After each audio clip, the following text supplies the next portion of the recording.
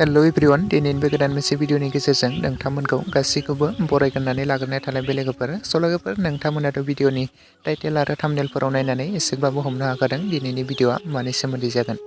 लोगोफोर दायो आं नोंथांमोननि सेराव लानानै फैदों अमा राजा एबा दशरथ बर'नि डाइरेक्टेड होनायाव दिहुनजानाय गोदानै आबुं मोनसे बर' सावथुननि सायाव आपडेट लानानै फैदों। लोगोफोर बे बर' सावथुननि टाइटेल आरो थाम्बनेलनि मुङानो जादों संदान। ओमफ्राय लोगोफोर बे संदान आबुं बर' सावथुनावनो गाहायै फाव खालामनायखौ नोंथांमोना नुनो मोन्दों दिनेश अनसुमै, प्रिया, मेब्ला सिखारि आरो लोगोसे गोबांथार फाव खालामगिरिफोरा बे संदान आबुं बर' सावथुनाव फावखौ खालामदों लोगोफोर। आरो बे बर' सावथुननि स्क्रिप्टखौ लिरदों सोमदोन बिथांजों लोगोसे अमा राजा बिथांमोनानो। लोगोफोर आरो नोंथांमोना बे संदान आबुं बर' सावथुनखौ गोबाङानो एपिसड 1 निफ्राय लानानै एपिसड 11 सिम गोबाङानो नायखाबाय आरो नुखाबाय।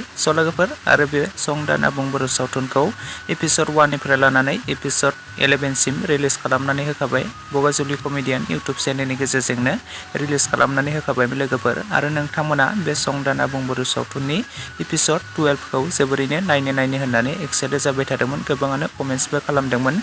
गोबाव सम जाबायमोन बे संदान आबुं बर' सावथुननि एपिसड 12 खौ रिलिज खालामिया, माबाफोर उसुबिदानि थाखाय बिथांमोना रिलिज खालामथ'नो हायाखैमोन जानांगौ। लोगोफोर बे संदान आबुं बर' सावथुननि एपिसड 12 खौ फाइनालि रिलिज खालामनानै होबाय लोगोफोर। जुदि दासिमाव नोंथांमोना नायालासिनो थादोंब्ला बगाजुलि कमेडियान इउटुब चेनेलावहाय बयबो थांनानै नायहैब्लानो जाबाय लोगोफोर। आरो सोर नोंथांमोना बे एपिसड 12 खौबो नायखो आरो नायनानै माबोरै मोन्दों कमेन्ट सेक्सनाव थाबैनो लिरना फोरमायहरदो लोगोफोर। लोगोफोर आरो बे संदान आबुं बर' सावथुननि एपिसड 13 खौ नोंथांमोना दानिफ्रायनो नायनो थाखाय एक्साइटेड जाखाबाय नामा? जुदि नोंथांमोना बे संदान आबुं बर' सावथुननि एपिसड 13 खौ एक्साइटेड जाखाबायब्ला कमेन्ट सेक्सननि गेजेरजों लिरना फोरमायहरदो लोगोफोर।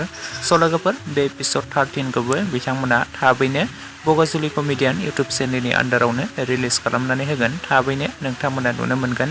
नोंथांमोना नायनो थाखाय एसे नेनानै थाथ'लायब्लानो जाबाय लोगोफोर आरो नोंथांमोना सोर बे संदान आबुं बर' सावथुनखौ दासिम एपिसड 12 सिम नायखो आरो नायनानै माबोरै मोनखो कमेन्ट सेक्सनाव लिरना फोरमायहरदो लोगोफोर। बे संदान आबुं बर' सावथुना जोबोद मोजां जाखादों लोगोफोर। लोगोफोर लोगोसे नै दासिमनि सुंद' आपडेट भिडिअ बेखिनियावनो। भिडिअखौ नायनानै जुदि नोंथांमोना एसेब्लाबो मोजां मोनदोंब्ला लाइक शेयार एन्ड कमेन्ट्स खालामना होयोब्लानो जाबाय। आरो लोगोसे चेनेलाव गोदानै फैदोंब्ला साबस्क्राइब खालामनानै खाथिनि बेल आइकनखौबो अल प्रेस खालामना लायोब्लानो जाबाय लोगोफोर। जाहाथे नोंथांमोना बेफोरबायदिनो माखासे गोदान बर' सावथुनफोरनि आरो मिउजिक भिडिअफोरनि शर्ट मुभिफोरनि आपडेटखौ आंनि बे चेनेलाव मोनथिनो मोनबाय थायो।